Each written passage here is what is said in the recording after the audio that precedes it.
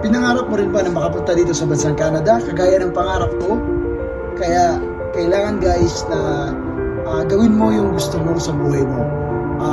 Make it sure na sa pangarap mo, always ka mag-pray. Lagi mong tandaan na walang pangarap ang hindi nakakamit sa mga taong mapursige. Pag talagang gugustuhin mo, gagawin mo yung lahat para makuha mo ito.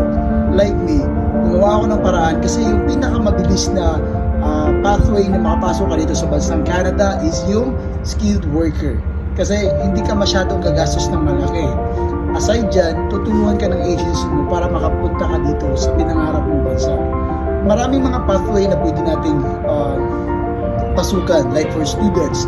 Pero make it sure, pag student visa yung gusto mong entry dito sa bansang Canada, make it sure na may sapat ka na pera para doon. Pero if I were you guys, kagaya ng ginawa ko, na skilled worker ako, butcher ako pagpunta ko dito sa bansang Canada. So kailangan nga lang na matipid ka, matyaga ka, kailangan na gawin mo itong stepping stone para makamit mo yung pangarap mo sa buhay mo.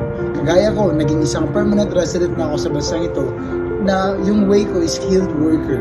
So, mahirap ang isang butcher, pero kaya mo yan guys, kasi kaya namin kinaya ng iba, kayo pa. Kaya alam ko, walang imposible sa taong mapursige, kaya keep going sa pangarap mo sa buhay.